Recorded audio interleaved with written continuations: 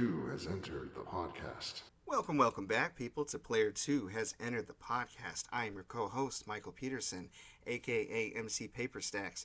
And unfortunately, my co-host with the co-most, Derrick Murkison, a.k.a. Merkman, a.k.a. Mercosaurus Rex, a.k.a. Mercaroni and Cheese, is out today due to a family emergency. But to fill in his giant shoes, I do have a good friend of mine, also my cousin from California, Mykal Williams. Michael, say hello to the people. Hey, how's it going? I wish I had that many names.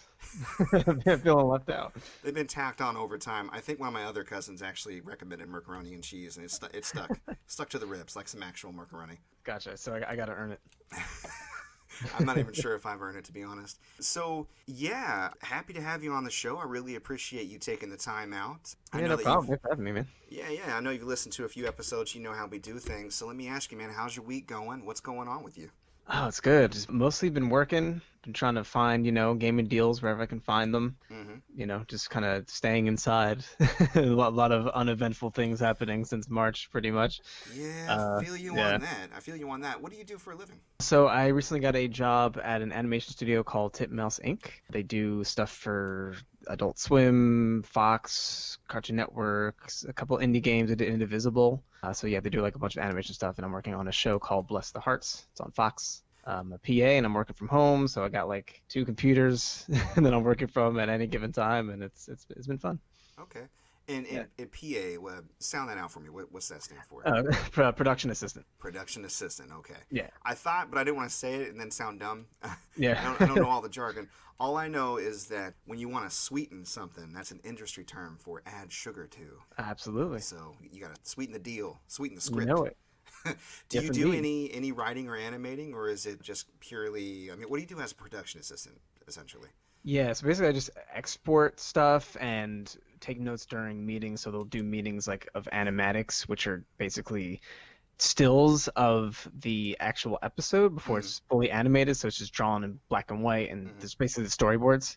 And I just take notes on what they're editing, what they're changing, what they're adding, and send it off to them, and just make sure everyone has like the proper materials they need and stuff like that. And it's been really cool to get hands-on with like an official network show and just kind of see everything firsthand. It's been really dope. Yeah, it sounds like you're keeping it organized. Now, I know you are a writer, and have you done any animation in the past? Or I know you've done art, but like... Yeah, no, I can't animate or draw.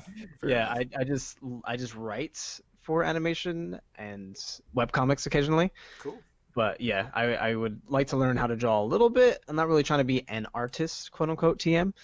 But that's like my vibe. That's like what I like to write for, because I just feel like it's so freeing, liberating, because there's no real limits, and that's just kind of the stuff I like. So.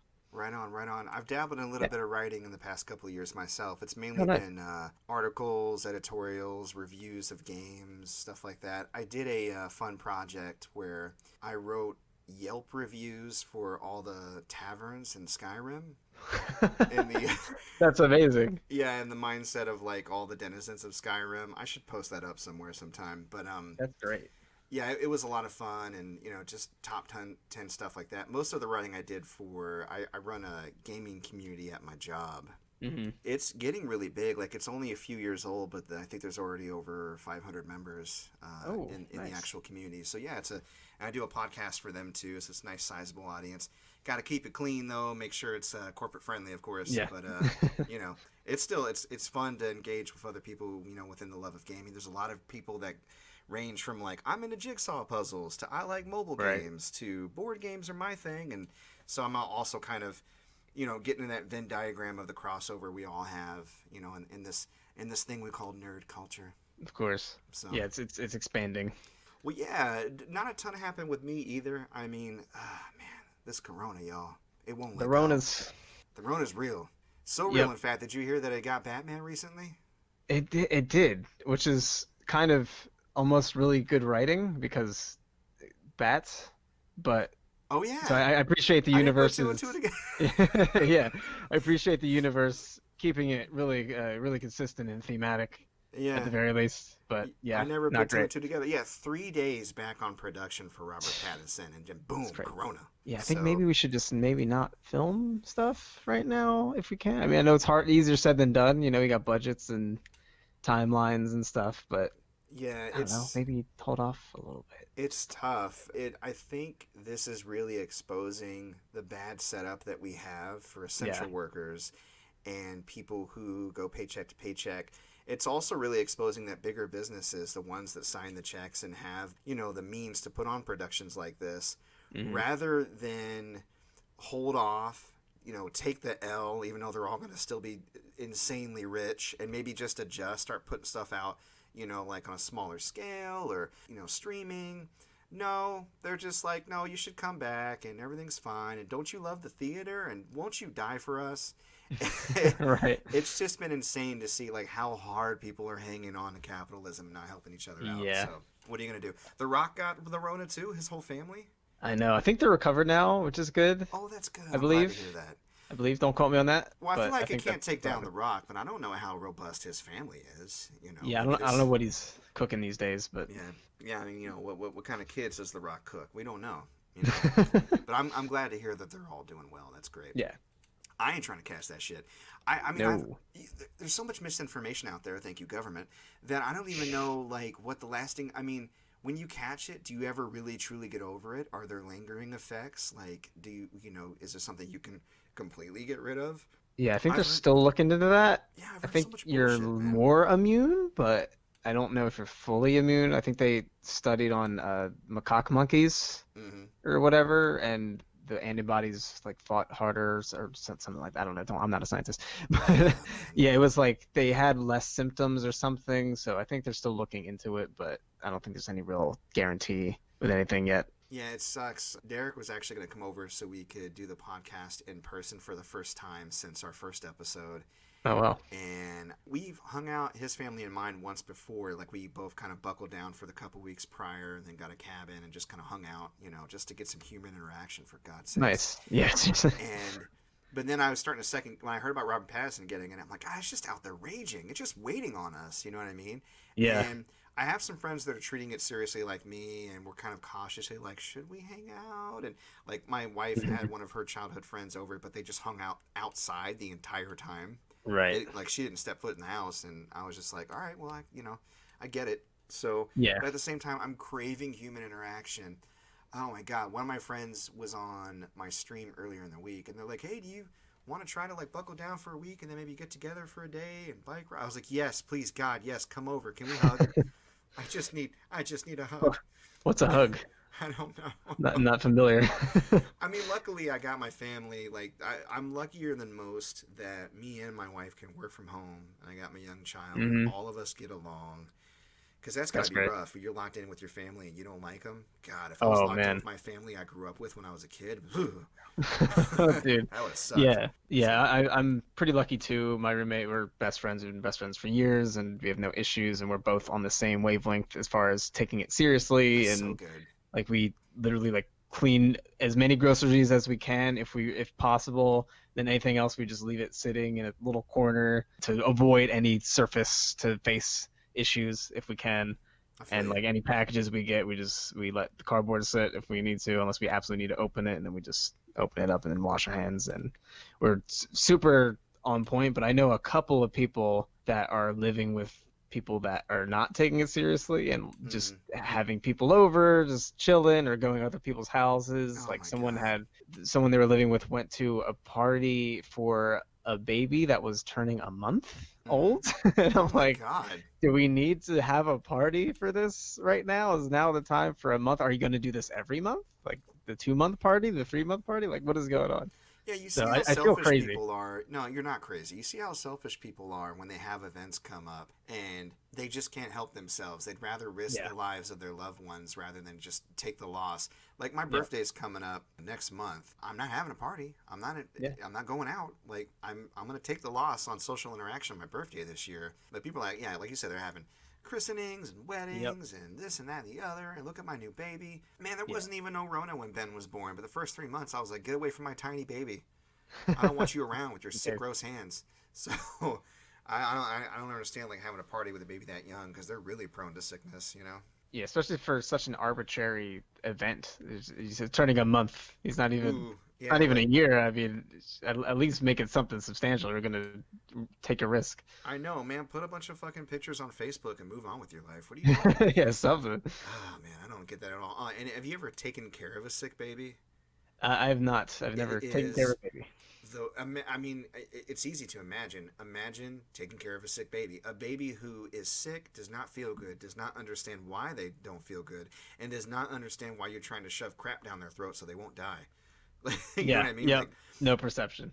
I have vivid memories of like having to like strong arm my son, like hold him down, like his Hmm. head and his body with either of my arms and flex so he doesn't move, while my wife leans over him and shoves medicine down his throat because he didn't want to take it because he was sick.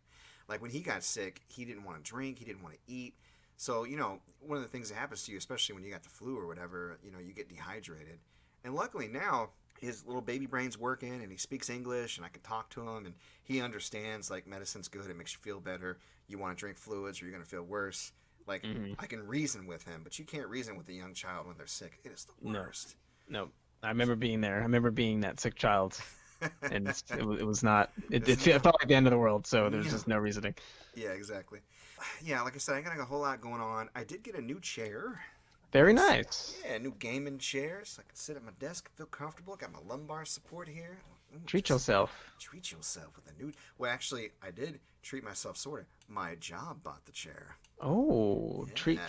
your job. Treat you. Whatever. I can't. Yeah, I yeah. can't think of it. But yeah. Treat me, job. Even Treat me, better. job, daddy. Do it. So, not to go too much into it, but we're all working from home, so they gave us kind of a work from home allowance to augment our home office. And the chair I had was fine, but the money was there. My boss even reminded me, like, hey, this money expires August 31st, so you want to Right. spend, you probably want to spend it. And I was like, yeah, I do, don't I? So I got online and looked up the nicest chair, and I was like, this one. And I got myself an overly expensive chair that I never would have bought for myself. So, Very nice. yeah, I'm enjoying Proud of it. you. Thank you. I'm proud of myself. So recently, and I think this kind of thought process started when we did the spoiler cast for Final Fantasy VII Remake. Have you Mm. have you had a chance to play that? I did. I did. Yeah, I beat it like probably within a week it came out or so because I was like S- like prime pandemic or so. So I was just doing Right. nothing but Animal Crossing, and then Final Fantasy came out. I was Just like, okay, this is my life now, and then that was it. balls deep in the pandemic, definitely. Did you get a chance to listen to our spoiler cast for it? I did not know. Okay, you should check that out, one. But two, while we were doing the spoiler cast, we talked about our Final Fantasy fandom, as it were, and which Hmm. games we played. And I realized I have not beat three, four, five, or six. And Oof. I know, four and six seems especially egregious. And so I was like, why haven't I beat these games? I think it was just me starting them too far after them coming out and it just not clicking for me. But I know there's a Hmm. good story in there if I could get going. And then I thought about, what they've done with recent Final Fantasies, which I don't need this to be done for them because I love them that much, but it's still nice to have it. For Hmm. 7, 8, 9, you got boosters and you got like you can fast forward the game. And I thought, couldn't I do something like that for 3, 4, 5, and 6? I mean, they don't officially have that, but there's emulation, right? There is emulation.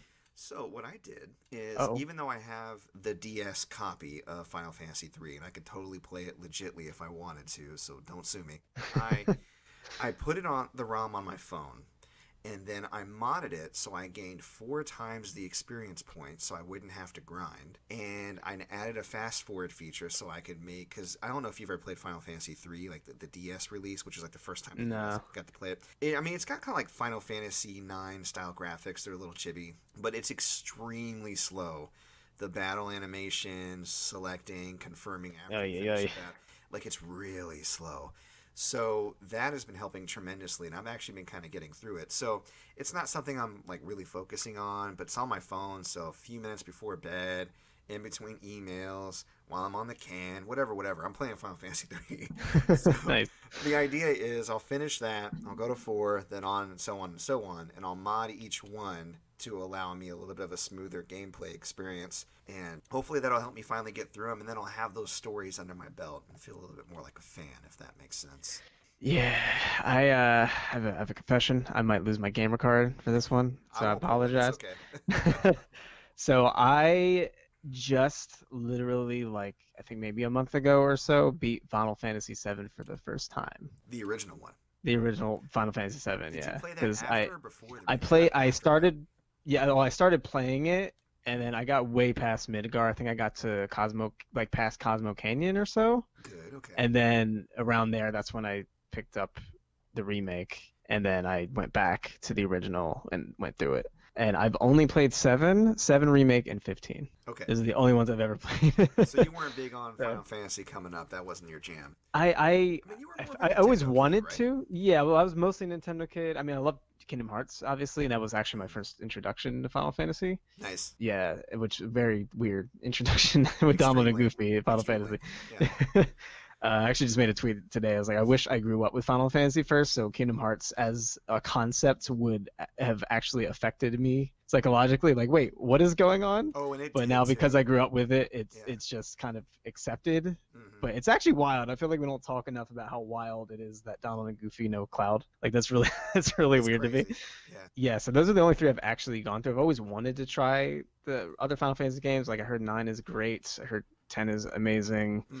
and obviously the older ones. But I'll have to get to them eventually later on. But I noticed 7. There's like I see why it was regarded as this revolutionary classic that it was Hmm. when it came out in 97. But there's just like going back to it, there's so many things design wise that just I feel like don't work. Like there's a lot of stuff they really don't explain, and not in the like on purpose kind of way, but on the figure it out whatever kind of Yeah. way. And that like definitely threw me off. Like there's stuff that I had to look up, Yeah. and I'm like super anti looking up stuff. Like I Hmm. really hate doing that the majority of the time. But there was stuff where I was just like, I don't understand this, and I feel like I wasn't given the tools to understand this. Like Yeah. the Yuffie thing, Yeah. like Oh, for how to? the Yeah, because you could play through the whole game yeah, and not ever get Yuffie or Vincent. yep, yep. I had no idea, and the method to getting her is totally, if you're a first time player, is random. You just have Yeah. to. First off, you have to find her in a forest. Like that's fine, okay, fine. Then you have to beat her, and then they give you a save point. But if you use the save point, she disappears. Right. So you're conditioned to use the save point. Why would you Mhm. not use it? So then you have to know not to use that, and then you have to answer all her questions correctly. And there's no indication about what's the right answer. It seems completely random. So you're basically guessing Oh the yeah. whole time. So I was like, I'm just gonna look this up because otherwise I'm just guessing. There's no point in me trying to figure it out randomly and have her take all my stuff. Yeah, Michael. I So don't think there is a single Final Fantasy fan out there that would hold that against you. In fact, I think well, I most appreciate of that. us looked it up, to be honest. Yeah. Now, I'll tell you, nowadays I don't mind looking up a guide, even if it's my first time, depending on the type of Hmm. game. Although most of the time I do like to do it guideless because it feels better, it's smoother, you can get Right. into the game. Back when Final Fantasy 7, 8, and 9 were a thing, back in that around that time, I had a rule where I would play through a game once without a guide, and then I would play through it again with the guide and really Hmm. kind of open it up. And I had the time to do that because, and we were just talking about this not too long ago. I don't know if it was on the actual pod or prior, but you're young, you can't really afford that many games, right? So Yeah. and back in the 90s, not that many games came out that you wanted to play or that you knew about or were advertised. Like it wasn't that big of an industry yet, right? Hmm. There might have been, if I was lucky, I would get 4 games that I wanted to play in a single year, but usually it was like 1 or 2, you know? Yep. So my mode of gaming was just playing the same game over and over and over again. And I mean, I must have beat Final Fantasy 7, 8, and 9 like at least 10 times each, most Sheesh. likely more. Crazy. But just, yeah, going back through and trying different things. And then the guides help open up things that I may have missed or different alternate strategies. Like, Right. I never would have known that in order to get a secret sword, Excalibur 2, I had to get almost all the way to the end of Final Fantasy 9 in under like 12 hours or something dumb. What? Yeah, yeah. That's Like, insane. it was basically a speed run gift. they would That's give you. crazy. Yeah, and I never got that sword even back when I was beating it multiple times because I could never bring myself to blast past all the extra stuff in that game. So I didn't get Excalibur 2 until they re-released it on PS4. And then by then it was a cakewalk because you could put all your boosters on and just go straight to the end of the game. So I jumped straight to the end, grabbed the sword, went, wow, I have this sword now, cool. And then restarted and played it regular. After all that. After all that, got my trophy and I moved on. I haven't platinumed Final Fantasy 9 because I'm stuck on one last trophy. You have to kill 10,000 enemies. Oof. Yeah, and I don't care what RPG you play. Like, because some people are like, oh, that's easy. You could do it regular game. No, you can't. No, you can't. I don't think people understand how Uh, many 10,000 is, especially yeah, in a turn-based RPG where you get like one, two, four enemies per battle, yeah, and the that's time it. turn-based RPG. No, Yeah, no even way. with fast forwarding, like I've slowly been grinding at it the past however long I've had this game. I'll just kind of kick it on and listen to a podcast or something and kill a few hundred enemies. And there's no indication how close I am. I have no idea. They don't track it. It sucks. It's like one of my least favorite trophies. But I like deep inside I like if this is my favorite Final Fantasy because 9 is my favorite Final Fantasy of all time. It was Hmm. my favorite game of all time for the longest. Oh wow. So I feel like I owe it to myself to platinum this game. So I'm gonna do it, even though I think that trophy is bullshit. Yeah, it's such an arbitrary trophy because you're not really necessarily doing anything challenging. It's just tedious and time consuming. Yeah, You by know, the if you go to time, like the easiest plane, beginning of the game, you're just sweeping through enemies. You're just doing it endlessly until you hit 10,000. That doesn't sound super satisfying. yeah, long before you get to 10,000, it stops being fun, and you've already done Yeah. everything else. Because obviously, it's one of those trophies you don't go after immediately. You're like, well, Hmm. I'll have to, kind of go towards that as I progress through the game. But man, oh man, oh man! I mean, I've done everything else. I've defeated the secret bosses, and I've done all the side quests, and some of the trophies make sense. Like there's one where you have to there's like a jump rope mini game you do with VV, and you have to jump 200 times in a row. That's really hard, but I did it. And that one felt like skill based, like I can Hmm. do it quickly if I could do it correctly. It's very hard. Right. But yeah, just there's like the card game. I don't know. But yeah, if you're gonna get into Final Fantasy and you ever have the time, I think for you especially since you're jumping in so much later, it would be great and it would really be cool to hear your opinion if you could play 8 and 9 because Yeah. I think they're great, but then again, I'm viewing them with rose-tinted nostalgia glasses. Right. However, I do think that 10 is worthwhile. Even so, I think it really does hold up. Yeah, I looked 10 into is eight and excellent. nine.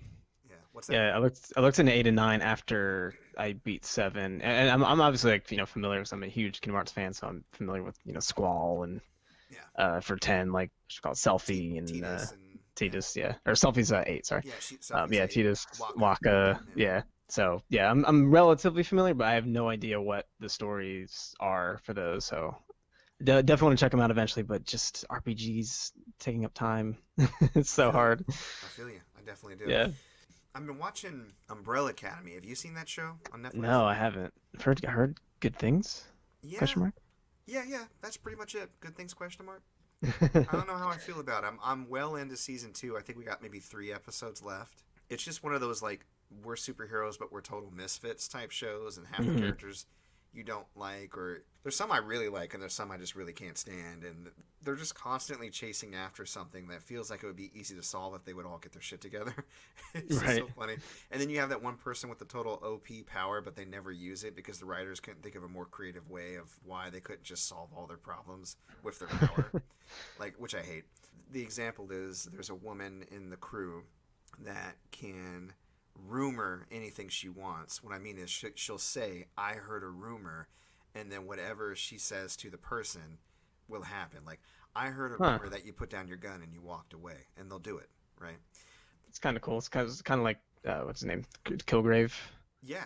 Jessica Jones. Yeah. Yeah, it's pretty much exactly like Kilgrave, but imagine if a good guy had that power but never wanted to use it, because whatever. So, The um, moral quandary about it, or what? What's going on here? well, that's the funny thing. There is a bit of a side plot with a moral quandary. This isn't really a spoiler, but Hmm. she ends up losing custody of her kid because the kid wouldn't go to bed, and so she rumored her kid What? into being sleepy. Because the kid wouldn't go to bed. She lost custody of her kid. That's a thing. Well, because she rumored the kid. So her Oh, husband I was see. like, "Don't use your powers on our kid," and then Gotcha. like, got Gotcha. custody. Yeah, Derek and I were talking about it. I'm kind of like, yeah, I could see where he's coming from, but why would she lose custody over that? And he was like, "I'd do it. I can't stand trying to get my kid to go to bed." And I was just like, if my kid gave me a hard time about going to bed, I probably would too. Who knows? But then again, like we were getting this really. It just depends on how the power works. Like to really Yeah. understand. Do you remember having your free will taken away? Is a slippery slope where then all of a sudden you don't let them grow or learn their own, work through their own challenges. You know what I mean? Do they grow Yeah. up not being able to like know responsibility or follow, like be obedient when they need to be? I don't know. It's just, it's such a gray area. But to be like, yeah, I'm just gonna take a kid away from you. That seems kind of harsh. Also, Yeah, I if I feel like was there's married, something a lot to explore there, actually. yeah, no, if I was married to a woman that could room her anything she wanted, I mean, A, I'd do my best not to piss her off because I'm surprised she didn't just continue to rumor her way out of that situation. But B, think of the things we could accomplish together. Oh, I heard a that rumor sounds that you very want to give maniacal. me a 99% discount on this item, sir. You know what I mean?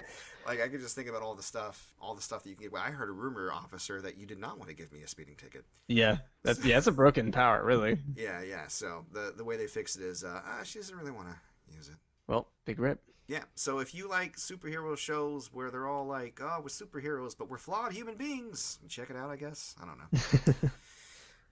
Let's see. I think that's everything as far as my week. What you been up to, video game wise? What have you actually been able to have time to play?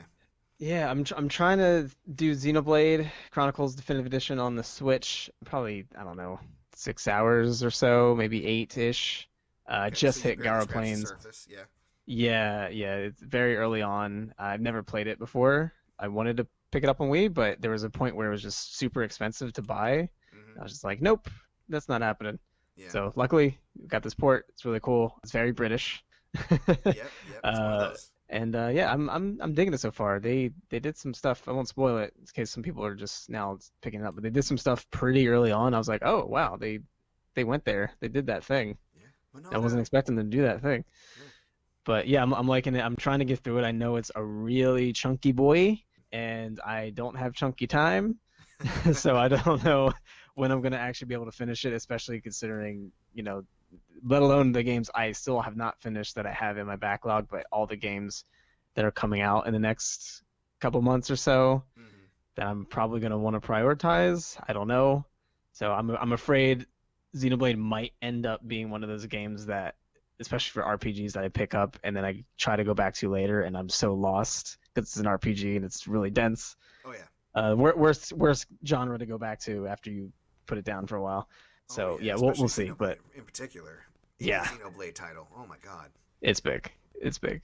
Was it like 60, 100 hours or so? Something like that?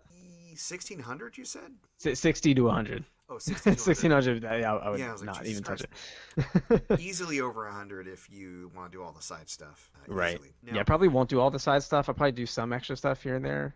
I'm not really much of a completionist these days, that's but I good. like I to wish do I a was like little you. extra stuff. Yeah. Yeah, just balance. Yeah, I wish I could do that. I can't seem to let stuff go. Like, if I know there's side quests, I gotta mop them up. I don't know what it is about that. And it's actually been run through killers for me because if a game is a little bit too packed and I feel like Hmm. I'm being constantly tugged in different directions, then it Yeah. can be one of the things that just goes, okay, I gotta set this down. And like you said, if you walk away from it too long and try to come back, then you're like, well, I gotta start this shit over. Right.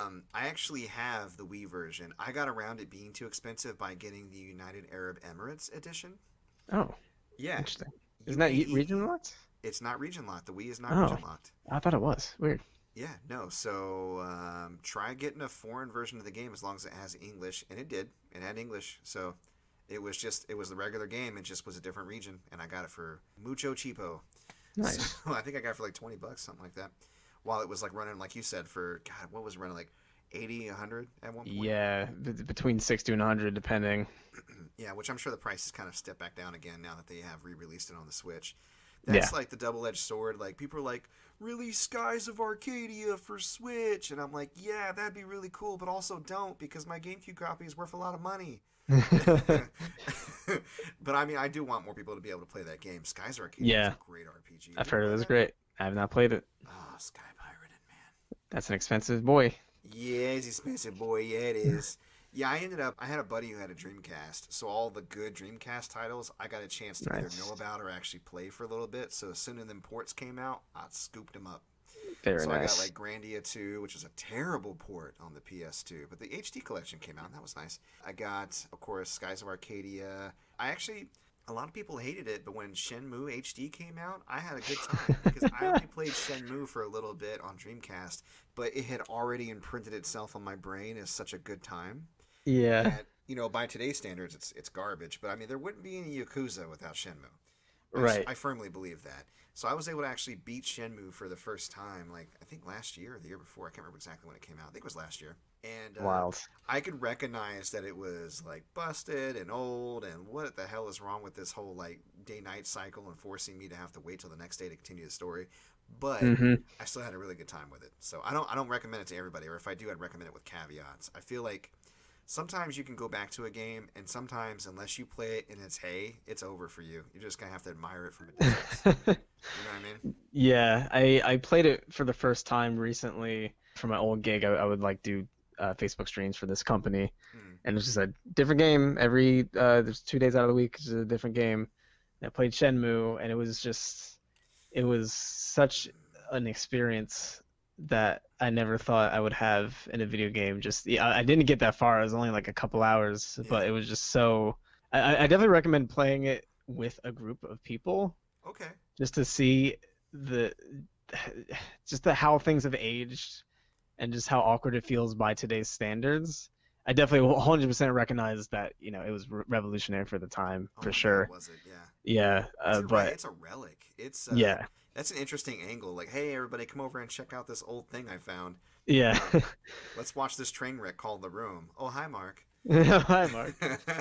Yeah, it's like a thing now, but back in the day, the when you had like a game within a game, that was huge. Mm, And it was my first experience being like, "What? You can go in this arcade and play Sega games inside this game? yeah. Shut up."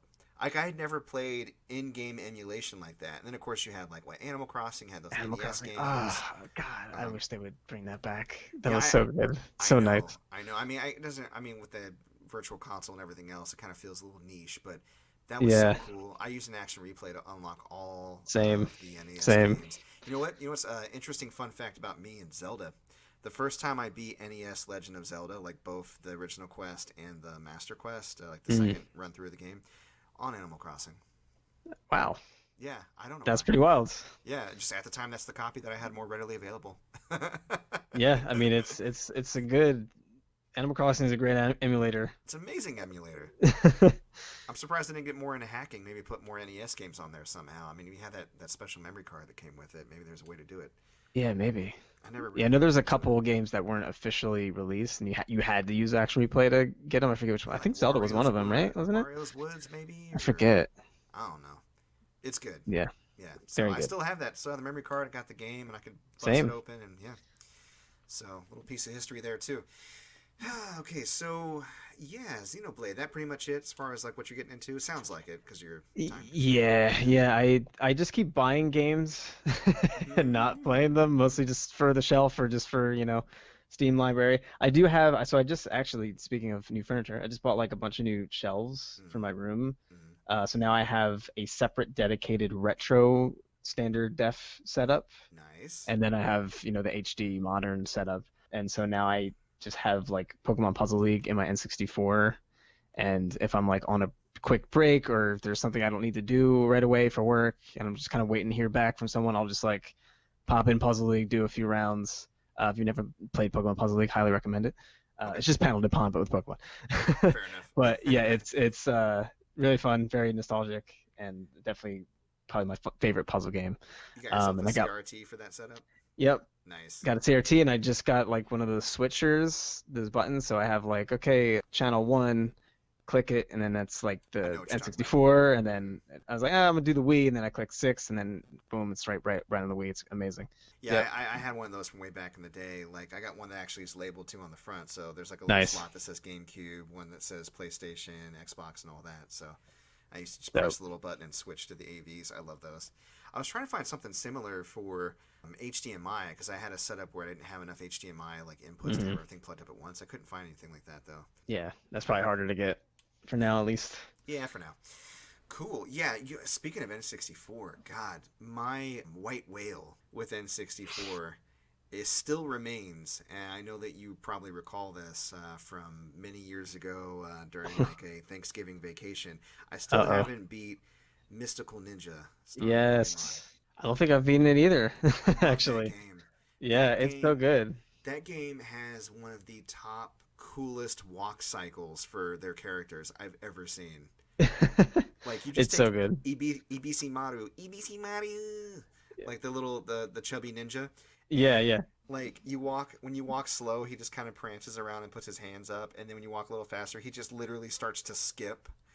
And like Yeah, then when they right, do their right. crawling, he does the worm along the ground. I'm like, it was so lovingly animated, especially for a N64 game. I love that game. Yeah, so charming. I remember, I don't know how I got that game as a kid. It may have been a Blockbuster deal. My dad just came with a bunch of games or something. I have no idea where that game came from, but I had it as a kid. I played it a bunch, but I never really got that far. You didn't have a And then memory I was card. just, yeah, yeah, I didn't have a memory You card. need a memory card for that game. It's That's long. right. Yeah, exactly. No, we And I tried was to just, beat it that weekend. We left the N64 running. We're yep, like, we're gonna get through it, and we couldn't that's because it's right. too damn long. It is too that mode.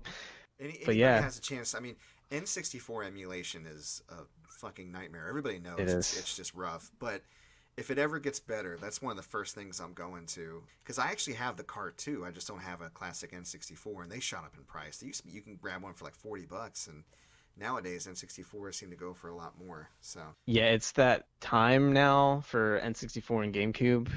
It's the nostalgia era, so now my generation who grew up on those games, they have, spendable income, and yeah, they're just like, okay, let's get all these games. And the pandemic, I don't know if you've seen the pandemic, how that's shot up retro game prices like crazy. oh yeah. It's been insane. Like if you want Thousand Year Door, Paper Mario, it's gonna be $200. I have a copy of that, luckily. Very lucky. I'm trying to get all the strats to try to get these collections for cheap from like people who don't really care, Hmm. you know. So I've been trying to do some trades online for like Switch lights. I don't know if you guys know about the strats, but yeah, you get like a Switch Lite. Like some people just want to get rid of their old stuff Hmm. and don't really want to spend money on a Switch. So I'm like, hey, I have a Switch. If you got some old games you want to get rid of, I'll do a trade. And I actually just did one recently. Very good deal. Is probably like 500 something dollars in value of games Hmm. for a $200 Switch Lite. Wow. Yeah, it was really really good. I had Final Fantasy 3 for Super Nintendo, Marvel vs. Capcom, Mario Kart Double Dash. I already have a copy of that, but full GameCube. So yeah, if you guys are trying to get GameCube games because the prices are just insane, or N64 even, definitely recommend doing something like that if you can find anything. Yeah, it's good stuff. Because yeah, people are getting more and more aware of what people are willing to pay. So it's Yeah. harder to find deals, especially during the pandemic. Like, yard sales aren't as much of a thing, and Yeah. Goodwill and all that stuff. You're not gonna really find much. So Yeah. Well, yeah. you'd be surprised. Derrick's been making out like gangbusters during this whole thing, and not because he's like raised his prices to like dumb amounts, because he's always been Hmm. super fair. That's what I like about him. Yeah. But I mean, he knows his city really well.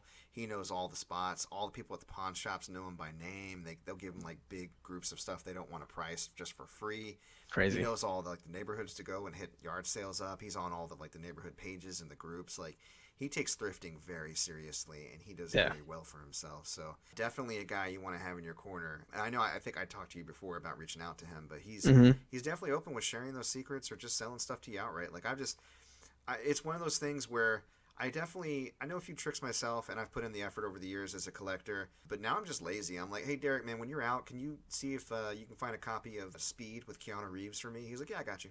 I'm like, I want to watch that movie now. I Easy don't want to pay peasy. $15 digitally. No, no. So, well, cool, man. As far as Yeah. me, I've been playing Last of Us Part 2. Did you beat that? Nice. I did. Yeah. I won't say anything. We're gonna, yeah, as soon as I beat it, we're gonna do a spoiler cast. Maybe if you have some time, you can guest with us on that spoiler cast. But Right on. yeah, I just got to the point where, to not spoil too much, the game kind of shifts and you're Mhm. playing as Abby for a really extended amount of time. Yeah. So I've gone through like flashbacks with her, and I'm trying to get to this spot where her ex-boyfriend is supposed to be. That's kind of where I'm at right now. Hmm. So I don't know how far along that was, but I was like, did they just pull a Metal Gear Solid 2 on me? Yeah, that's Twice? pretty much what it feels like. Yeah, because you start off as Joel, and you're like, oh, okay. And then you're like Ellie. You're like, oh, okay. And then now I'm Abby, and I'm like, what is going on? And I thought it was just going to be Abby for a bit, like in the beginning of the game. But then I started picking up pills and scrap metal, like she was going to upgrade herself. And I was like, whoa, wait a second. And then I got like, books for like extra skill trees. I'm like, she's a fully Yep. fledged out character. Yep. So, all right. Yeah. It's a move. I've never felt so conflicted about a game before. I like the theming. I like the Yeah, theming of I like. retribution and revenge and what that means, and if you commit to it, how that affects. Mhm. There's the dynamic between the wolves and the what do they call the scarabs, the scrags, the scars, The scars. scars. Yeah. Between them, there's the dynamic between the ex-Fireflies and Joel. There's the dynamic between Abby and Ellie. And Mhm. they're all on these revenge quests and what they're willing to sacrifice and give up, and how they just can't see the domino effect of their actions and how that can come back, and they just refuse to even understand where the other side is coming from in a way. Mhm. And conflicted is a word. Like when I was playing as Ellie, and she's just murdering people left and right. I mean, Sure is. and it is extra great. Like sometimes it isn't. Sometimes people come at you. Like there's a couple times where I'm like, how is she gonna murder this person? They're being pretty nice. Oh, they tried to kill her, of course.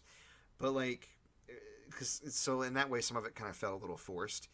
But at the same time, like they're all being confronted violently by a person with a gun in their face in a post-apocalyptic time where Yeah. you kill or be killed, like you're trying to survive. So when you jump off interactions like that, it's kind of almost expected that's how it's going to go down. But they're still like, I can't believe they're just attacking us outright. What did we ever do? And I'm like, are you shitting me right now?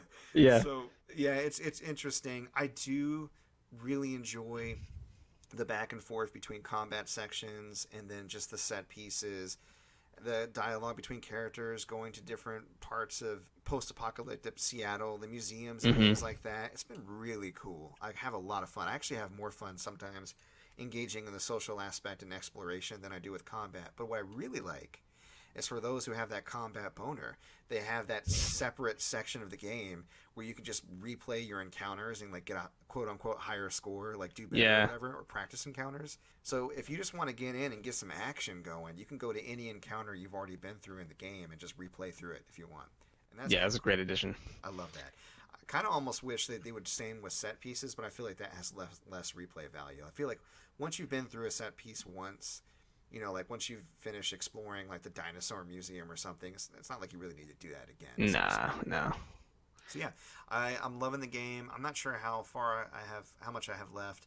I need to define what game I'm going to do next for my main stream, because I was thinking about Marvel's Avengers, but I played the beta and I kind of hate that game. Yeah, I heard mixed things about that one. Dude, here's the thing that sucks. There's a game in there. There's a good, solid, single-player, set PC Avengers superhero game. And it's been dissected, carved, and stretched across, so little skin across a huge live services mannequin. And to fill in all the gaps is all this extra bullshit, like all this character management you don't care about, all this loot you don't care about, all these samey missions that you play to level up, and it sucks. I would recommend anybody who's interested in playing the game and they don't and they're not like a huge Destiny fan, because I feel like it's just Destiny with superheroes, maybe not done as clean. Maybe just wait until it's really cheap, because inevitably this is a live services game. It's going to get really cheap. For sure. If it gets like $20 or less, I would buy it just to go through the single player campaign, just knowing that there's probably going to be some slogging I have to get, to get from like one story beat to another, but just so I can enjoy the story. And by then, they'll probably have released enough characters, maybe some additional single player content, maybe. But a $60 game, no thank you. Not from what I've seen. I was excited at E3. I was actually one of the only people that I knew. I was like, yo, this game looks dope. Like, what are you guys talking about? And then just like more stuff came out, and I was like, oh yeah, that sounds kind of disappointing. And then the whole, all the companies having exclusive skins, and you have to be a Verizon member to do XYZ, and then like it just mobile skin. Yeah. Yeah. Get your Totino's pizza skin. Yep. It just that game is a whore. It really is. And I as soon as I heard live services, I just knew it. You know what I mean? I was just like, they're doing that with this. That's gross.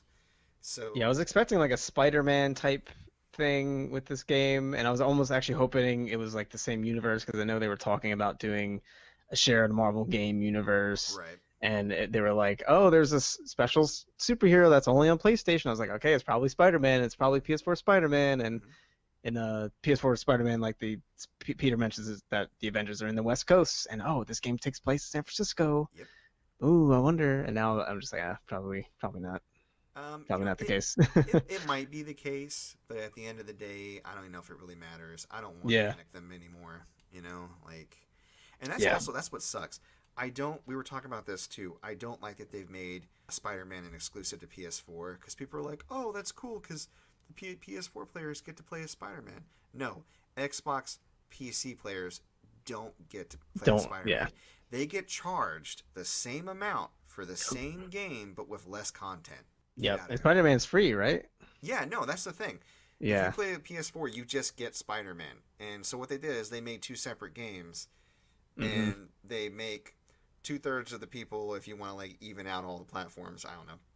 But they make so many people who don't either have access or would prefer to play it on a different platform.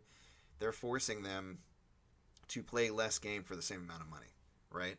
Yeah. And that's basically what's happening. They've carved out content specifically for one console platform, and it sucks. I hate it. So Yeah, it'd be one thing if they gave Xbox PC their own exclusive characters, that would sort of kinda like soften the Soul blow. Calibur 2 type deal. Yeah, Derrick mentioned that Where, too.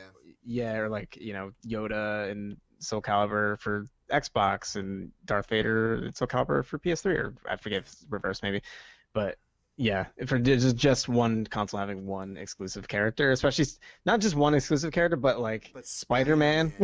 Spider-Man in a Marvel's Avengers game. What are you doing? That's overkill. And I don't know what the licensing issue might be, because I know Sony owns the movie rights, but to my knowledge, the game rights, because he was in Marvel Ultimate Alliance on the Switch, so I don't think the licensing is a Him and problem. everybody else in the Spider-Verse, actually. Yeah. Miles Morales is in there, and yeah. So I don't know. That's weird. Unless they're just trying to do corporate synergy. So Sony, they have the movie, so they want to have. That's why Spider-Man PS4 is an exclusive Sony game, and maybe that's kind of their logic. Like, okay, well, Sony, we're Sony, and we own Spider-Man in the movies, so we want that brand synergy. So we want, if we can, try to work out a deal where only Spider-Man is on PlayStation most of the time. Yeah, whatever the reason is, they suck and I hate them. So it's not good enough, whatever the reason is. Yeah. I don't agree with it, but I think that's where they're coming from with it. Trying to make sense of it. It's just money. It's just depriving people of the thing they want so that they would be inclined to give you the money instead of somebody else. It's just businesses swinging their corporate butts around. What are you going to do? So, yeah. So Last of Us is good. The card collecting in that is kind of neat. I want to talk about that. Yeah, that's superheroes. Cool. I was telling Derrick about the other day when I was on stream. He was watching the stream, and I was like, I really like collecting cards in this game. It kind of reminds me when I was a kid and I used to collect like the little superhero cards, and they give you the power number and you would read about them. He goes, I've got like 1,000 of those. You can have them. And I was like, okay, thank you. I guess he picks them up, when he's out thrifting or whatever. But I'm like, cool. There's all these. We take those. I'll take those. So I'm really excited just to check those out. Maybe I'll do a stream where I just show them off or whatever. But yeah, I enjoy collecting the cards. Abby collects coins, I guess, because her dad used to collect coins. Not as interesting. Not as interesting, but kind of, I like it. Yeah, it's interesting in the aspect that they're both like collecting, pre-apocalyptic stuff. Yeah. But with Abby, it's a little more personal because it's not like Joel was into comic books. Like that's definitely strictly an Ellie thing. But with Abby, she wasn't really a coin collector. She was collecting them because her dad was interested in it. And I thought that was kind of sweet. So. And tragic at the same time. So yeah, Last of Us, Dynasty Warriors 7. I've been playing through all the numbered Dynasty Warriors titles every Monday for the past however many weeks, starting with 2. Just played 7. 7's great. It's a good game. Great improvements. Really awesome. Not much I can say about it. It's a Dynasty Warriors game. I remember 8 being pretty decent. I'm going to get to 9. 9's terrible. So, can't relate. Yeah, we'll see how that goes. Do you play any Warriors games at all? No, I've only played Hyrule Warriors. I liked it. I didn't get. It kind of got old for me after a while. I don't know if that's just because I wasn't just optimizing it. Yeah, it was mostly just the weight of the game. I felt like didn't have the, not that it was bad, but just for my personal taste, like the fluidity that I like in an action game like Bayonetta, Kingdom Hearts 2, just like really hack and slash, really quick. This kind of had that, but it just felt more heavy, if that makes sense. No, so I liked it. Yeah, I liked it, but it ran out after a while. If you be into something that feels a little lighter as far as like the flow of combat, and you want to try a Warriors game, I would recommend Fire Emblem Warriors. Oh, really? Yeah, it's one of the better Warriors titles, and it definitely has. I wouldn't say it's floaty, but it definitely feels a little bit more fluid. Gotcha. And the marriage of Fire Emblem mechanics into a Warrior style game is just mwah. It's really good. So Nice. yeah, I would check that out if you ever see it on sale. I think it'd be worth your while. That's just my Cool. personal opinion. I'm waiting on the sequel. I love like Three Houses characters to be in the next one. That'd be great. Yeah, I'm So sure. I'm sure they'll work on it. Fire Emblem's been making them a lot of money recently. oh yeah, oh yeah. Yeah. Let's see. Friday Night Frights. Play horror games. So I played The Thing How was for. that? It sucks. It's really bad. Well, It's terrible. sorry to hear that. So bad. Oh my god, it's so bad. Like it's kind of in the beginning. There's really bad voice acting, and it made me laugh. And it was kind of funny, but everything that you do, like it's squad based, so you have to get people, which is kind of an interesting idea because the whole conceit of the thing is you don't know who's the thing and who's real, and so you have squad mates that you need to like have trust you, and they may be taken over, they may not be taken over, but there's ways to find out, and but it's just too easy to shoot them or for them to shoot you, and I would like find myself in a position where I'd be accidentally shooting my teammates too much, or I would touch fire for like a second, which you need to use fire to like permanently kill larger thing monsters, and I would like die instantly, and healing was really clunky, and item management was bad, and it was not fun. There was like one or two scary moments that I've played like in my first hour that I was like, oh, this is kind of it was executed really poorly. So it's one of those games I'd like Bad. to see done nowadays, like maybe a squad based or a multiplayer, like they've been doing with like Predator games and stuff like that. I think doing that with the Thing would be really interesting. And Yeah. the dynamic could be that automatically somebody on your team is the Thing, but you don't know who it is. So it's like a digital game of werewolf trying to figure out who's who or whatever. And so you can choose when to turn on your other teammates, and maybe you win if you're able to turn everybody, but they win if they can discover you or any allies you Yeah. kind of bring on, that type of thing. That'd be kind of interesting, I think. Mafia type deal. Yeah, straight up. So yeah, the thing sucks. Don't get it. Noted. Food Truck Tycoon, Asian Oh cuisine. man. Food Yeah, Truck Tycoon. that's right. That is so mobile it hurts. Wild. It was for free on Switch, and I talked about it last week, but I've been continuing to play it. I think I might 100% this game. There's like 60 levels. Really? Yeah, to 100% it, you need to beat all 60 levels, 3 stars, which is like the full like grade, with touch controls and regular controls. And there's a few extra things you want to do, like buy all the decor or whatever for your food truck. I'm kind of addicted. I don't know. There's something about like people coming up and having their orders and me having to like, okay, they want a seaweed with meat and broccoli and vegetables and rice. I gotta put miso in it. Okay, wait, they want 2 coffees and they want a tofu and a cake. And okay, this like, so I'm like swiping left and right, going as fast as I can, trying to make sure I keep everybody there and keep them happy. And it just, I don't know, it just sets off the right explosions in my brain. I mean, I guess it's designed to, right? The thing I Yeah. like about this game, and I mentioned it last week, it doesn't pressure you to like to pay extra money to like play it longer like a normal mobile game would. In fact, the money that you would give to it if you want to would just buy you extra levels, which I think is how a game That's like cool. that should work. Yeah. So for those who are interested in little mindless like point and clicky kind of browser style games, they go on sale all the time, sometimes for the price of free. I think there's like a pizza oven tycoon thing or whatever. Pizza Oven Tycoon? Pizza oven They have a tycoon. tycoon of everything now. Yeah. That's So insane. if you want to cook some pizzas or do Asian cuisine, you can do it on your Switch. And the touch controls on the Switch are actually pretty good. So Tax uh, evasion tycoon. tax you evade your taxes. Pay $300 for your shredder. Get 2 shredders. You can shred twice the amount of documents to evade those taxes. There it is. Pay $9.99 a month for extra shredders. Oh man, the last game that I've been playing this week is something I briefly talked about last week. There is a YouTube channel called The Gaming Shelf. He seems to be really into JRPGs. He even has his own JRPG podcast.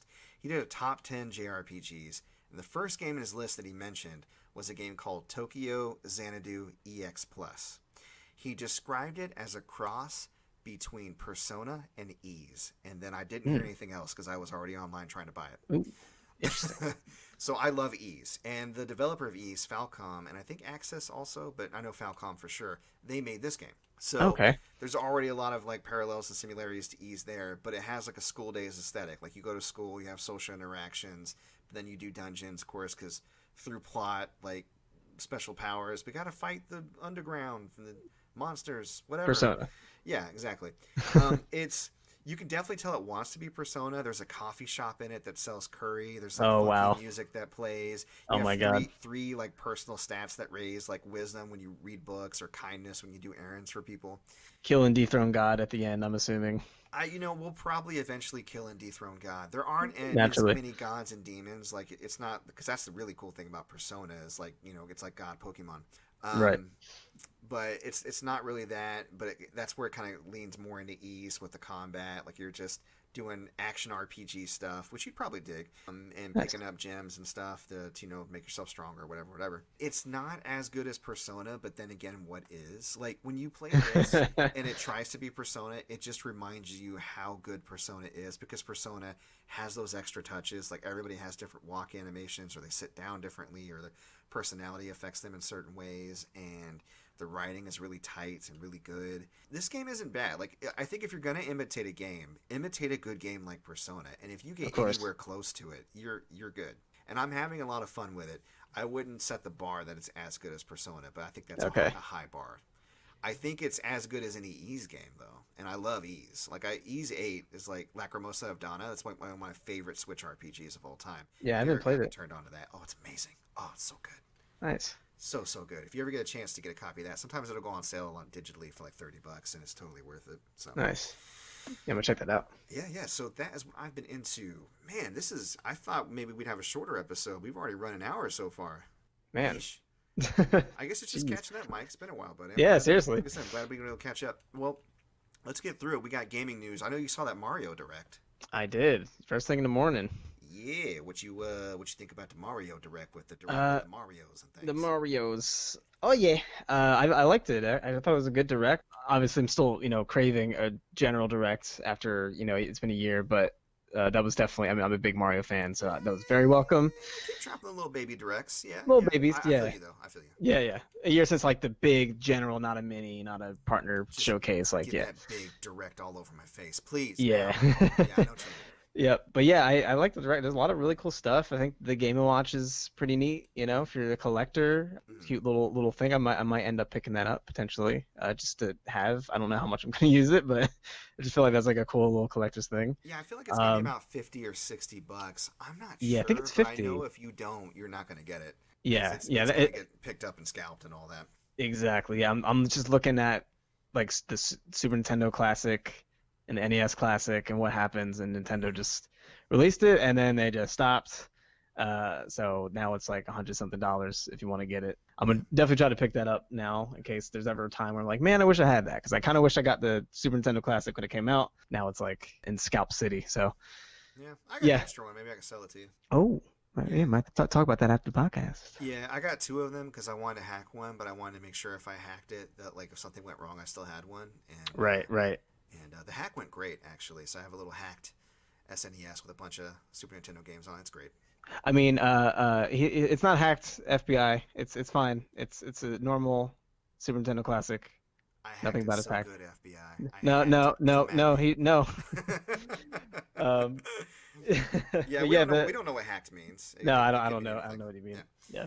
But yeah, it was a good direct. Definitely a lot of good stuff. I'm excited for 3D Worlds port. I think they're adding more content. I actually What you mean adding when more Oh, you mean with the Bowser thingy? yeah, Bowser's Fury. Yeah, a lot of Yeah. people are theorizing that maybe Fawful could be coming back from the Mario Luigi RPG series Right. because his whole like catchphrase is like I have Fury, and like he keeps saying Fury all the time. And like the little spiky balls in the logo is like the little spiky balls in Bowser's Inside Story that are kind of connected to them. So I'm not expecting that to happen because I know Nintendo's weird about Mario characters from certain Mario games crossing over into other Mario games. Like you will never see Waluigi in Luigi's Mansion or, probably EGAD in a Mario Kart game ever. I never say never. Well, maybe not never, but they're just weird about that sort of stuff, especially recently. So I don't know if I'm expecting it, but that would be really cool. And you can play online. That's super dope. Yep. They do multiplayer. Hopefully it runs online. Yeah, we'll get to that in a sec. Yeah. But yeah, that's really dope. Mario 35 looks really cool, but I don't know why they're canceling it.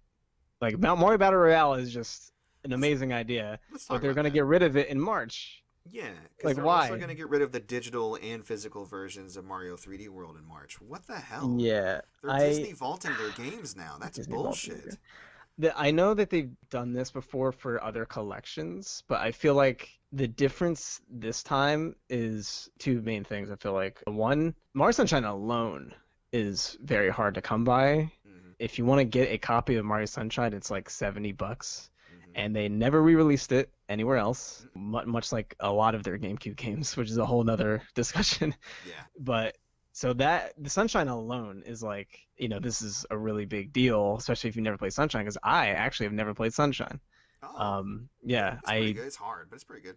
yeah, I don't know why. I just had stupid kid logic. I was like, he's got a water thing. I don't want it. I was like 6, 7, 8. I don't know. So stupid kid me. Yeah. But yeah, so I never actually got to play it. So I'm excited to finally try it out. I've already pre-ordered my copies, but Yeah, me too. yeah, so that alone. But yeah, Mario 64 is easier to come by. It was on the Wii Virtual Console, I believe. I think it's on the Wii but on U DS, too. Yeah. DS remake. But like, I don't know. I just feel like these are such highly esteemed games that to make this one limited is just like not chill. Well, what's really crappy about it is it's not just that. It's when you pair it with the other problem that Nintendo has. Like, let's compare it to the Disney Vault, right?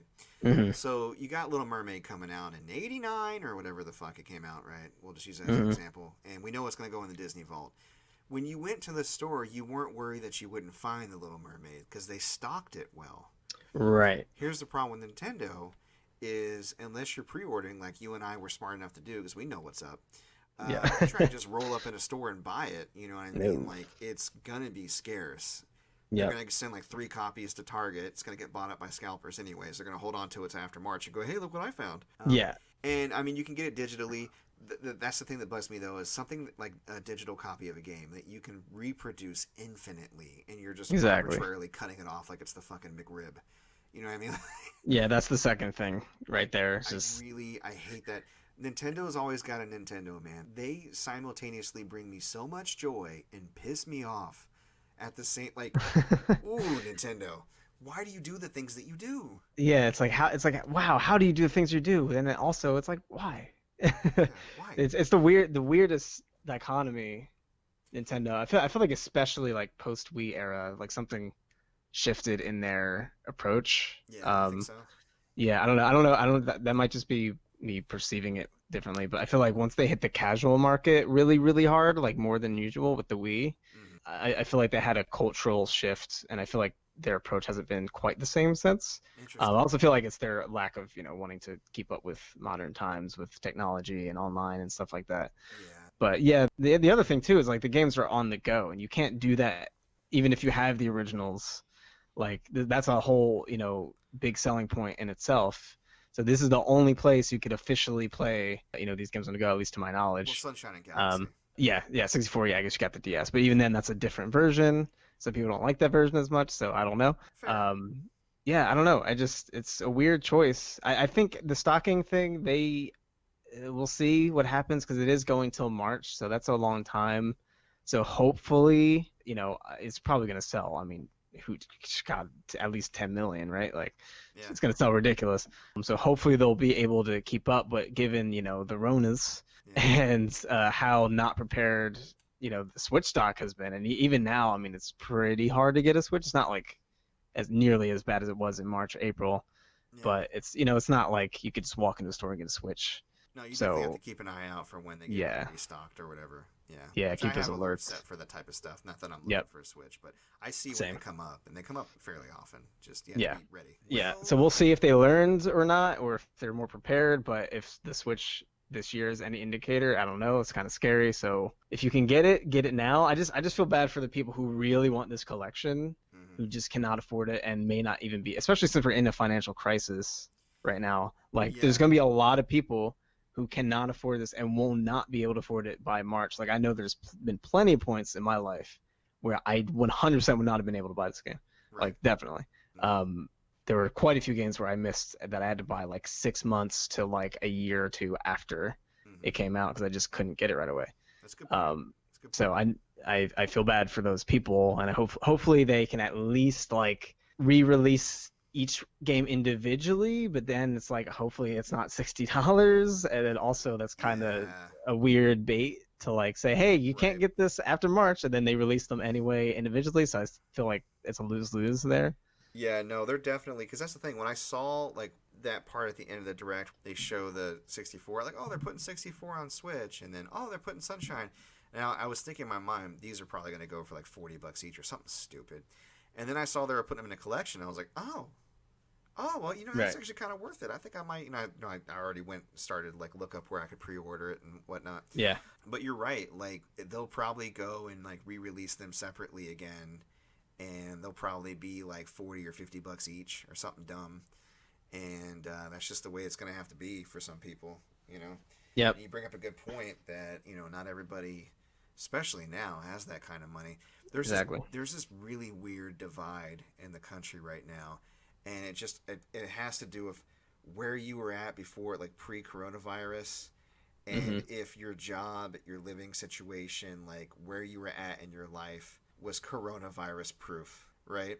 Yeah. And because some people have actually been doing a little better because they're like, oh, we're down to one car, and we don't spend as much gas money, and we're allowed to work from home. Right. And, our companies are doing okay because the type of business they do isn't affected by the virus, and yeah. That's where I actually fell. Like me and my Yeah, wife, me too. we're Yeah. doing fine. I got really lucky, but I know a Doing lot of better than people. ever, actually. It's really weird. Yeah, I know, and it makes me feel a little guilty too. Same. Like because I know so many people are struggling. So my wife and I, during like all of the initial issues, we tried to like patron a lot of places, like restaurants and things. Started ordering like services we wouldn't normally order to kind of offset that. We started giving money to charity and relief funds. Then when like George Floyd happened, and then like, all the protests and everything, we didn't want to march and like threaten my family because we have two old people and an old dog in our bubble and my son. I don't know how he's going to handle it. So Right. we started like donating to like bail funds and advocacy groups and relief Yep. funds and things like that. So we've been trying to like give back, but it's just been a weird time to watch so many people suffer, and we're entering this housing crisis, and I'm just here in my bubble doing fine, and I don't know, I just feel guilty about it, I guess. Yeah. No, I definitely relate. I definitely did a lot of similar stuff, just, donating wherever I could and signing so many petitions and just, yeah, it's hard. It's really weird how all that works, but I definitely relate to that guilt right now. Yeah, my heart goes Weird out to time. everybody that's struggling right now, and I guess we all just need to do what we can to support each other. I do. My faith in humanity overall has been a little restored because I think a lot of people are acting really decently, but then you got a lot of people that get more attention that are acting really stupidly, Yeah. and It's 50-50. I It's still don't know where we're gonna land with this whole thing. Like, it's still up in the air to me. The fact that they opened up schools, I'm like, what is wrong with you?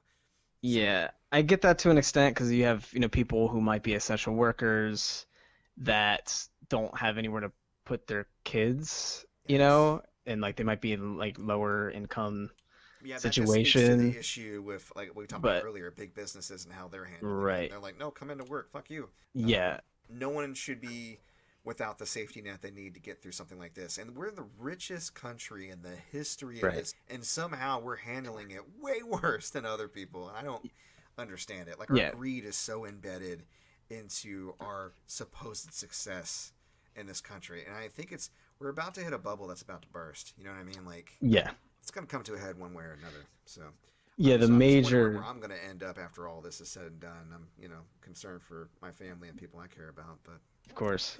Yeah, the major flaws and like just how busted and not efficient or morally sound the system of America is really it's really showing oh yeah, like, oh, we don't have any support for childcare mm-mm. for people, so now we have to open up schools Yep. and risk everyone getting sick and like, oh, here's $1,200, I guess. Have fun. But only for some The of you. end. Good luck. Yeah. Yeah, So it's really showing, especially with like other countries like Canada and South Korea and New Zealand are looking at us like, what are y'all doing?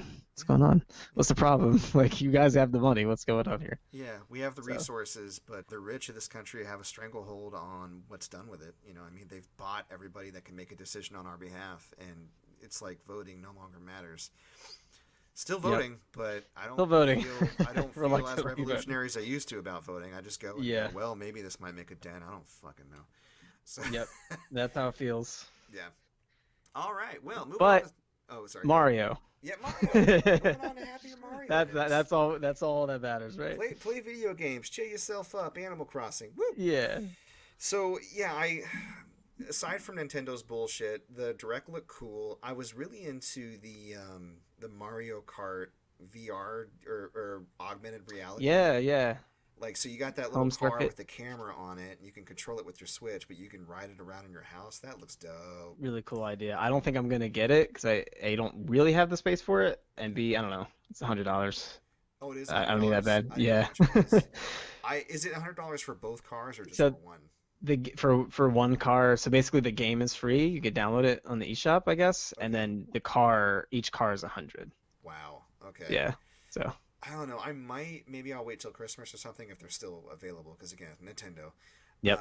But I feel like it'd be something my kid would be really into. hmm He's so into Mario. Like, he's a huge Mario fan. He's one of the reasons why I got the 3D collection so quickly. taught him well.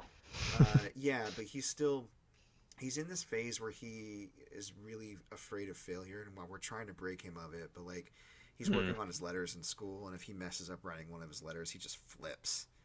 And, like, Yeah, just flips I the was like table. that. Yeah. And so I'm really trying hard to like let him go, hey man, you're not gonna get good unless you're okay with doing something incorrectly or bad. But it translates to Yeah. video games. Like, I'll hand him a controller and he does okay, but if he starts to mess up too much or it becomes a little difficult for him to handle, he'll just stop and he'll put it down and he'll ask me to play it, or he'll go watch a Let's Play instead. Right. And it makes me a little sad because I know that he would have so much fun if he could get over that hump. So hmm I think he's Yeah. getting close. He's almost 5. He'll be 5 in January. Wow. So I think I'm still struggling with, like, he actually has beaten a game. Oh, wow. Yeah. What was it? Donut County. I don't even know what that is. Donut County is like reverse Katamari. It's this indie game where you Huh. control a hole and you let things fall in the hole, and the more things fall in the hole, the bigger the hole gets. And it's kind of like a puzzle game. Huh. Sometimes you have to have, like, you need more stuff to make the hole bigger, but all you have is popcorn kernels, but then maybe you swallow a fire and then it shoots popcorn out, and then you catch the popcorn and that makes the hole bigger. Or Interesting. maybe you need to fill it with water so that way you can shoot like something out to knock something over to pick up more stuff. Anyways, with little prompting, I gave him the Switch so he could use the touch controls. hmm And sometimes he gets a little confused about what to do, and I'll give him like a little slight hint. But he pretty much got through that whole game by himself, save for like there's like a full-on boss battle where you had to move the hole around super fast in order to win. I think that's the only thing he didn't have the dexterity to do.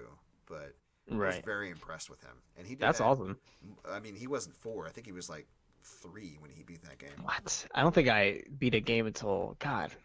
I was like 8, maybe. I don't even know. Yeah, I was born in 1982. 7? I didn't know what games were until. Well, that's not true. I guess we had Atari and stuff. I used to play like Right. Qbert and Pac-Man and shit like that. Pac-Man was actually pretty fun. But I hated Qbert because he never went where you tried to make him go. You had Yeah. like a joystick, and I'm always trying to make him go down or left, and he would just jump off the side of the little platform, and I'm like, why would you Yeah. do that? That's annoying. Yeah, so that little picture of Qbert on the side cursing, that was everybody that played that game. That wasn't Qbert. That game sucks. That's what I'm trying to say. Hot take. Anyways, yeah, hot take. Qbert sucks. Take that, Atari. So Got 'em. yeah, no, Mario Direct is good. They came out with new amiibos. I'm a big amiibo collector. Popcorn ceiling Cat Mario Hey. and popcorn ceiling Cat Peach. I call them that There it because is. the texture looks like the popcorn ceiling. It really does. It really does. Crazy. I'm into it though. I like the way they do little quirky things with amiibo design. So I already have those pre-ordered. I got Joker and Hero showing up next month because those are the 2 most recent Smash Brothers amiibos. Right. So excited about that. Trying to think what else news we had this week. Are you into VR at all, or do you play VR? I have, but I'm not like, actively playing it, really. Yeah. I really want to give VR more of a chance because I Mhm. think there's a ton of VR games out there that don't get any play that really take advantage of it. And that's the thing. VR for me has been such a minefield. You either get like an okay game, but you're like, why wouldn't I just play this regular, like Resident Mhm. Evil 7 or something? Or you get a really bad game that makes you sick immediately and you're like, why would they do this? Or you get something really cool. And the really cool ones are the ones that get really creative with their control schemes. There is a game coming out on Steam that I got to play early because I'm friends with the developer. It's called Starship Commander, and it's been in VR arcades, like Starship Commander Arcade. Yeah, yeah. Starship Commander is a VR game that you play without a controller, but it's voice activated. So you're in a spaceship, and it kind of teaches you how to activate it. And the story can branch off in different directions. It can be a straight up good guy, bad guy, alien story, or it can kind of get into like some politics within the game's world, depending on how much you dig and investigate and ask like your robot pilot or your robot assistant or whatever, like about the world. But you control like firing and aerial maneuvers, everything by voice. And it's an impressive amount of recognizable words and script that they actually put into that game to be able to play the entire thing without a controller. So Wild. yeah, it is wild. But yeah, it's coming out on Steam on September 10th. And honestly, for those who get motion sick or haven't tried VR, I think it's good because you're just in that cockpit and most of the stuff is taking place outside the window. And again, you don't have to finagle with controls or anything. I think there's a non-VR version, but honestly, for a game like that, I think it really ups the experience if you're able to do it with a VR headset. So Keep that in mind. yeah, that's by Human Interact. They have some trailers on their YouTube. So for those interested, if they want to check it out prior to when it comes out, you can go and look up Human Interact on YouTube and probably find them. Or I think they got a website too that's like if you Google it, it'll probably pretty easy to find. So yeah, they're friends of mine. They let me try it out. I really dug it, and I'm happy because they've been working on it for a really long time, like years, just trying to. They're a really small studio. Like the friend of mine that started Human Interact, he used to work for Volition, which those Saints Row guys. Right. And started his own thing. And that was like his first game that he was working on. So I got to see like him leaving, him starting his company up, him working on it all this time, and finally putting it out. And That's really, awesome. really happy for him. I'm really proud, and I like the fact that not only he made a game, he made a solid game. You know what I mean? Like that's Love cool. to see it. Yeah. So I don't even have to pretend to like it. I actually really did. That's always the best. Yeah. All right. Let's see what else. Oh, so we had mentioned earlier about bad Nintendo online co-op. We did. Final the Fantasy thing. Crystal Chronicles. Speaking of Oh, GameCube no, games, no. oh yeah. No. Yeah. So Final Fantasy Oh, Crystal man. Chronicles Online is busted. I'm gonna give Nintendo the benefit of the doubt. Square Enix made that game. It's busted. To be fair. They did. So, and Yeah. there's no local co-op. I don't understand like why get rid of local co-op. Yeah, because it was Like, in the original game. Now, Right. granted, you had to like hook a Game Boy Advance up. To But the why would controller you even port. have to do that? Just What- give a controller at this point, right? Yeah, Like that was why? what made me mad about the GameCube. But the thing Or is, or they're a second just- Switch, Right. something. Yeah, there is no local co-op. Oh, And I don't know if they're gonna patch that in, but the online multiplayer, what the hell, guys? I don't know if you follow Alpha Rad. He's a streamer. Yeah, on yeah. YouTube. Yeah, he just Yeah. recently released a video with him and Ross from Game Grumps, I think, and Mhm. a few other people. They were playing it. They were trying to play it. One guy was actually connected because it's cross-platform. One guy was on his phone. He goes, "I don't know about you guys, but this looks great on my phone." And like his was working just fine. Because he's on a different network, I think. But Wow. he was connected with them, and they were like jaggy and spotty and all over the place. And I was like, "Oh no, this sucks." And the worst part is, it's really hard to be delayed because if you remember the conceit of Crystal Chronicles, one of you has to carry that crystal so Yeah. that you have that circular miasma like block, so that way you can keep everybody safe. But if they step outside of that circle, then you take damage. Well, it's kind of hard if the person carrying the chalice is like buggy and juddering all over the place, and then half the time one person's controls isn't working and they're left outside the bubble and they just die. And then of course people were just dropping in and out, and I was just like, oh, that's. I was talking my guest last week, Jose. He runs a channel called A Small Voice, which is actually pretty cool if you want to check it out. He explains politics through the lens of video games. He talked about the Democratic primary through the lens of Mario Party. Hilarious. That's great. I know. But he was like really excited about it, and he was like, "Why did I never play that? When I was a kid, I had people that, like my brother, I could have played it with." And I was like, "Cause Game Boy Advance." He goes, "Oh yeah." No, yeah. And he was like, "Well, I'm excited it's coming out." I was like, "Yeah, it's pretty cool." And now he's probably gonna be really disappointed. Poor guy. I know I am. So it is what it is. Hopefully they'll fix it. I'm gonna be watching it, but for right now, if you're planning on getting it, I would hold off. Yeah, I'm not planning on getting it. I heard, and also like apparently if you do it co-op, it only saves on the main person's file. Oh, screw So that if you're noise. if you're the second, third person, whatever, like it doesn't save on your file. So they register your game as you didn't even play. That is Bullshit. basically.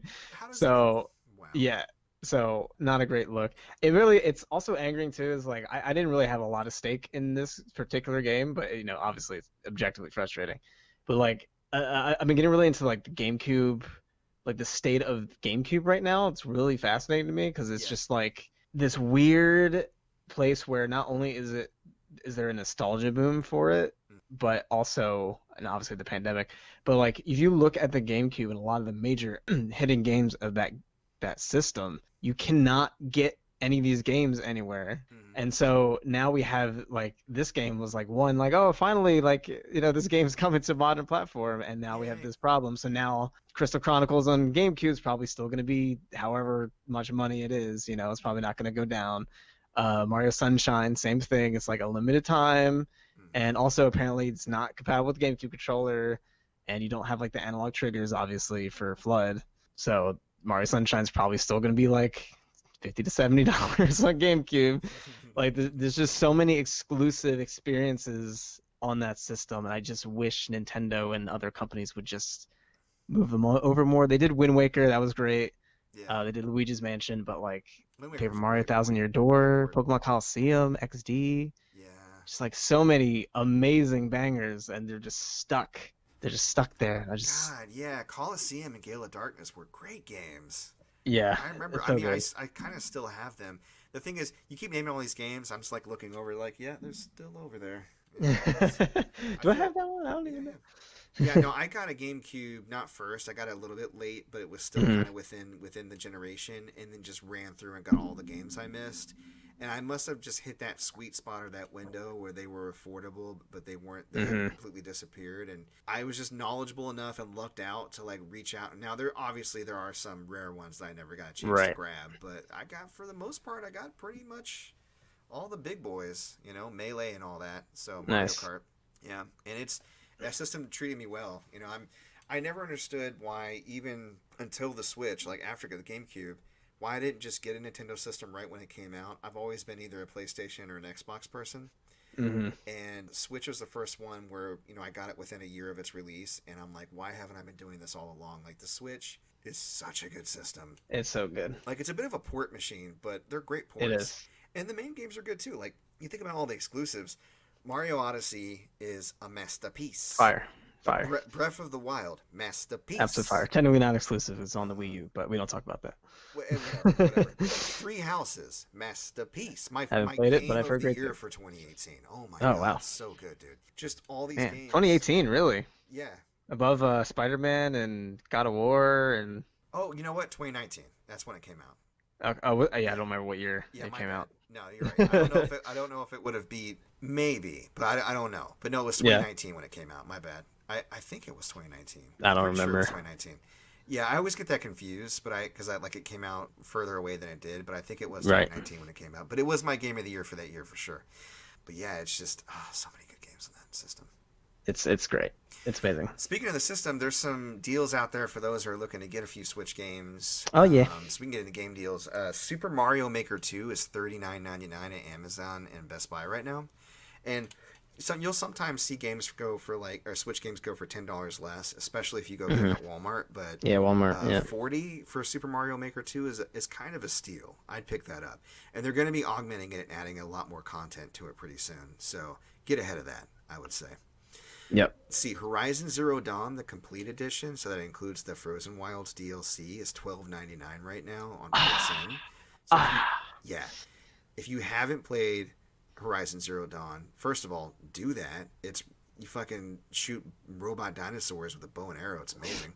But if you're like me and you did get it, but you never picked up the DLC, you can get the DLC separately for like $6 right now, which I plan on doing. I think I'm gonna do that. Yeah. Link's Awakening on Switch is $10 off at Walmart and Amazon, but you had mentioned there's a separate deal going on related. Yeah, I don't think it's going on anymore though, but so I what did was get it? it recently. Yeah. Yeah, it was Link's Awakening. It was the game, and the Steelbook is like a Game Boy, like looks like a Game Boy with Link's Awakening on it. That's tight. Yeah, it's really cool. That was for 70, only extra $10, and it sells on eBay for like 100. So Where'd you pick your copy up at? that was the Steelbook one. Yeah. Yeah, PlayAsia. They have that's deals right. sometimes, yeah. Yeah, no, I know that you and I both fall into 10 deals now because I'd recommended it, previously on the Yeah. podcast, and they Yep. they'll hit you up on some Play Asia deals when they come across for sure. So, Yeah, there's some you, good ones. They had one with the Animal Crossing Switch, yeah, and it had like a bunch of like goodies with it, and it was like 500, and I was like, I don't need this. yeah, 500 is still a lot, even though I could probably like find that for just the Switch, the right, Animal Crossing Switch for like 600, right, but yeah. I don't need this. I do not need to do this. Keep telling yourself that. Yeah. All right, what else we got? Mirror's Edge Catalyst, pretty decent game if you never played it. It's only $5 on PSN right now. GameStop has a Labor Day sale going on right now. A couple of standouts I saw, like people can go check it out. I think obviously it's going to be up through Labor Day, I would assume. Resident Evil 3 remake is $40. Not bad. That's new. I think you can get it for like used for like 35. And then the Bayo Vanquish combo game. So both Bayonetta and Vanquish on Yeah. PS4 in the same thing. 25 to 30 depending on if you get it used or new, which isn't bad. Nice. So Yeah, that's a good one. yeah, I'm considering that one because that might be a collector's, but I don't know. Maybe we'll see. Yeah. Anything else you saw deals wise, sales wise? Yeah, there was a lot of stuff in the eShop. Again, I don't know if it's still up or not, but there was like a Nidhogg deal for like $5 or something like Nidhogg's a good that. game. That's a really Yeah, fun party game if you get some friends over for sure. great game. Love it. Very chaotic. Yeah. There's a lot of indie deals after the indie showcase. I don't know if they're still up either, but yeah, I got like Bastion on the Switch for like a Couple bucks. dollar Yeah, or $2. Bastion's so good. Yeah, I've never played it, so definitely really curious to try that out. Yeah, I recommend any Hotline, of Supermassive's games, by the way. So Bastion, yeah, Transistor, Hades is coming pretty soon. Pick that one up. Hades looks really cool. Yeah, I love the trailer, so yeah. I want to definitely see it. I've actually never played an isometric RPG before, so definitely They're curious. they're good. They're good. Yeah. And then there's Hotline Miami collection, which I think has like 1 and 2. That was like $8, and I Okay. always wanted to try that game, so that was also on the Switch. Cool. So it's like, yeah, I'm stacking all these games, so I'll probably play them in the next couple of years, I'm sure, and Yeah, cool. next time I'm on a plane or something, it'd Yeah, there you go. be a good time. Right on, right on. All right, Yeah. well, let's go ahead and wrap this up. We're at an hour and a half. Jesus, I got so much editing to do. All All right. right, we're gonna do it though. Anyways, let me ask you, Michael, while we wrap this thing up, this week, what you feeling? What's my feeling? I'm feeling Infinity Train. It is an animated show done by Cartoon Network Studios. It's on HBO Max. Mhm. If you have HBO Max, check it out. It's an anthology sci-fi series about a train that has different cars, and each car is a separate universe. And Interesting. it's incredible. Each season's like a different story, but they're all kind of connected. Mm. But they're also standalone, but you do have to watch it in order. But it's amazing. It's short. Episodes are 10 minutes long each, and there's 10 episodes a season. So you could do it in 1 or 2 sittings, easy peasy. 3 seasons out. If you don't have HBO Max, it's 100% worth the free trial. And it is a lot darker and more serious than I think I've ever seen any Cartoon Network produced thing ever, probably. Wow. Okay. It's pretty like, Including I mean, Metalocalypse? Metalocalypse? well, that's Adult Swim. Metalocalypse? Yeah, not counting Adult Swim stuff, but like Okay. Cartoon Network straight. It's I would even go as far to say it's really not for kids. It is, but it's like kind of not. Too But yeah, many it's cooks? amazing. The writing is no, Yeah, I know. no, we I don't know. talk about 'Cause that. that's also Adult Swim. Yeah, but yeah, the writing's incredible. The story's amazing because the pilot came out like 2016, Hmm. and like I've been following it since then. It like blew up after the pilot released, and like Cool. it exceeded my expectations. I'm so happy it came out exactly how I wanted it. It's just so good. Wow, you sold Um, me. I'm gonna check it yeah. out immediately. Wow, It's brilliant. It's brilliant. that sounds awesome. That Yeah. reminds me of the video you did. Too many Norts. I was very proud of that one. I hope you plug your YouTube channel because I want people to see that. Too many Norts. Yeah, if you're a Kingdom Hearts fan, go It's look funny. up Too Many Norths on YouTube. It's very short. Thank you for giving that to the world. Well, this week, what I am feeling, we were talking about, Hyrule Warriors and Warriors games in general. There was this YouTube channel called GamesBrained. No, I think it was called Shane Brained, and then he changed it to GamesBrained. Just some dude's channel. He did a lot of review videos, like, oh, today I'm checking out Hyrule Warriors, or I'm checking out, whatever. But he did so many Warriors titles. and got so in depth with them and did like character FAQs. He decided to start a side channel called Warriors Dojo. And if you're into Warriors games, I would highly recommend it. And if you ever, you yourself, Michael, if you plan to go back to Hyrule Warriors and you have particular characters you like to play, or maybe some that you liked but couldn't really figure them out, check this guy's channel out. He does such a good job breaking down the different attacks and the strategies behind those attacks. And the thing is, with some of these warrior games, especially Hyrule Warriors, I think that's like the bigger culprit. There's so much nuance to the combat they don't explain. Yeah. And there's a lot of depth and coolness to some of the techniques. The example I gave you is like Sheik can make herself like a water shield that automatically blocks 4 hearts of damage before it depletes, right? Which is really helpful. Yeah, ridiculous. Or for young Link, when he turns into Fierce Deity, how you can actually keep him in Fierce Deity mode indefinitely with a certain character build, or the way that you kind of build him up. Wow. Yeah, so like he becomes like a absolute monster. And he ranks all the characters too, so you can tell you which ones are really bad or hard to use, or which ones are hard to use, but if you know how to use them, like Lana with her magic gate and how she can control different boss monsters, how you can actually get that to work for you really well. So I think for those who are looking to really up their Warriors game, or kind of get into Hyrule Warriors or Fire Emblem Warriors or Dynasty Warriors on a deeper level, check that guy out. I don't think you'd be disappointed. So dope. Right on. All right. Well, so Michael, let me ask you, if the people are liking what they hear and they want to hear more, they want to try to go out there on the interwebs and find you, where can they locate you at? Subscribe to my OnlyFans, you know what I'm saying? No. No, you can follow me on Twitter at Mykal X Williams, and Michael spelled Mykal X Williams. I talk about game stuff a lot, talk about cartoon stuff a lot, and just random nonsense. And I also have a YouTube channel, also same name, Mykal Williams, Mykal. I talk about gaming stuff. It's been a while. I don't upload there a lot. I'll be completely honest.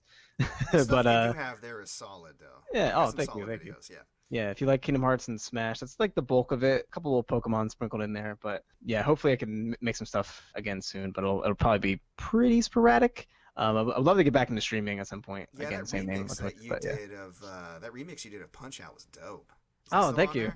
Yeah. I love still that up. song. Yeah, I got some remixes on there too. I stopped doing remixes on YouTube, but yeah, I have some video game remixes, mostly Nintendo stuff. But yeah. Cool. Yeah. You got a website too, right? Yeah, the website just kind of links to everything. So yeah, I guess you could just go to MykalWilliams.com, and then it just shows you all the links to all the things. That'll take you everywhere else. Cool. Yeah. MykalWilliams.com. Got it. All Yep. right. Well, if you're liking what you're hearing on my side, you want to follow me on Twitter, you can find me at Mike Peterson AL, my YouTube channel, MC Paperstacks Plays, where I dump all my Twitch streams when they go away from Twitch forever. But if you want to watch Twitch live, I'm twitching almost every day of the week. You get Tuesdays, Thursdays, Saturdays. I'm doing my main game right now. It's Last of Us Part 2. Mondays, we're doing Brawlers. We're running through Dynasty Warriors right now. Fridays is horror games. You can find me at twitch.tv/MCPaperstacks. And future uploads and the actual hub of this podcast, you can locate every Sunday. We're going to have a new episode, and the hub is anchor.fm/player2 is entered the pod. You can locate us on any other major platform pretty much where podcasts are located: Breaker, Google Podcast, Overcast, Pocket Cast, Radio Public, Apple Podcast, and Spotify.